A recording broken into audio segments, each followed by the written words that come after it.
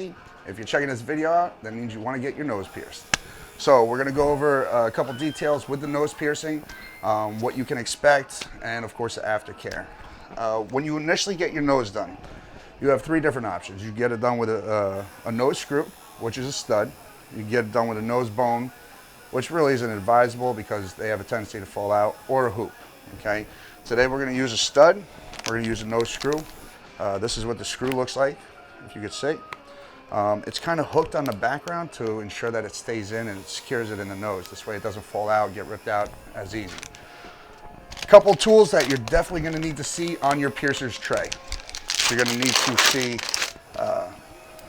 hematite clamps. Makes it a lot easier to get the nose ring in. All right.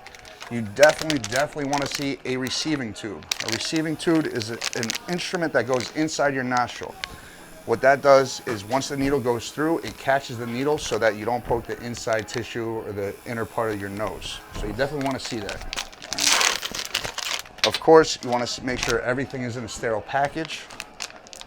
If you also want to make sure you see a cork, as always, make sure there's a cork there because you don't want to see yourself get poked where you're not supposed to, or of course your piercer doesn't want to poke himself as well.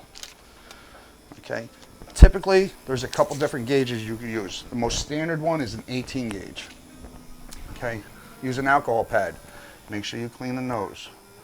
Now, when marking the nose, all right, the mark is very crucial. I see people all the time that come in that have the most hideous nose piercings because it wasn't marked properly. It's either too close to the edge, too far down, wherever.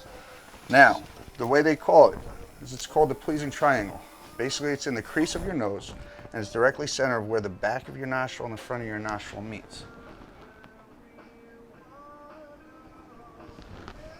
If you want to look, turn your head to the right. This is where the appropriate placement should be. Still, just because your piercer says it's appropriate, it might not be good for you. So always make sure that you go ahead and look at it yourself and it's to your approval, not just your piercer. So if you want to go look in the mirror, make sure that's where you want it.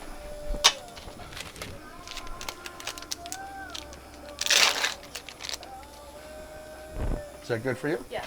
Good.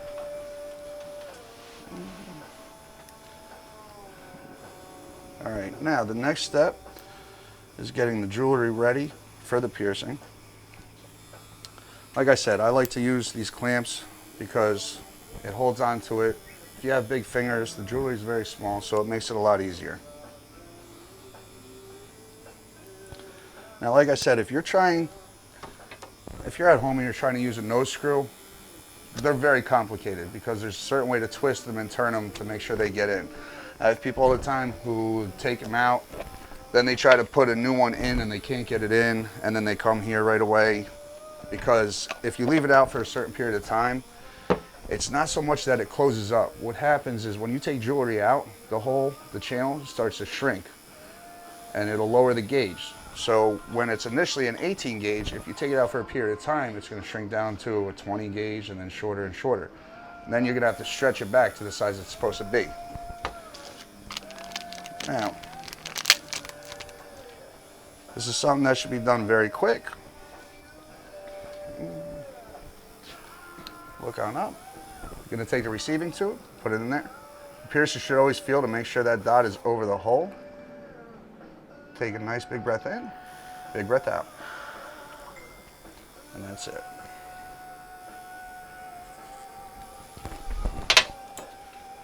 And like I said, when it comes to the jewelry does have a tendency to have a weird angle.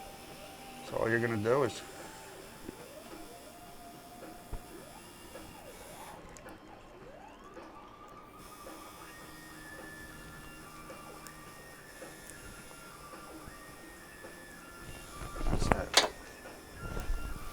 and you will cry. Don't worry about it. Nobody's going to make fun of you. But everybody has a tendency, their eyes, it's just a natural reaction, will go ahead and cry a little bit. Was it painful though? A little bit. It's all good. A little bit, but it's all good. Mm-hmm. You want to clean the area when it's done. And you can go ahead, head over there. That's all right. Wipe the tears away. And go check it out. Now, aftercare with the nose piercing. Very crucial, okay? Especially if you're getting it pierced with a stud, all right? Very simple. Go ahead and have a seat. What you're gonna do is get yourself a mild soap. Dove sensitive skin, I always recommend, all right? You don't need Dial antibacterial soap or anything like that. That's way too strong for a piercing. Now you're gonna wash it in the shower once a day. That's all you need to do, wash it once a day.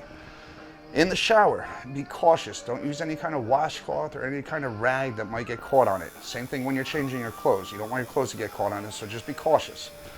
When you're washing it, lather up the soap real good. Wash it outside real good. If you need to use a Q-tip for the inside, make sure it's a hardened Q-tip. Okay, make sure it's wet before you do it. You don't want the cotton fibers to get wrapped around the inside. When you wash the inside, make sure you hold the outside so you don't push it out. Wash the inside real good, rinse it off real good. If you want, make sure you get H2O Ocean or some kind of aftercare spray. You don't just want to wash it. You need to use aftercare as well. If you don't have the spray, you could always make your own aftercare solution at home. Use a 1/4 teaspoon of non-iodized sea salt. Put that in 8 ounces of warm water. Always make sure the water is warm. And then use that as your aftercare solution. And that's about it. That's your nose piercing right there. Any questions?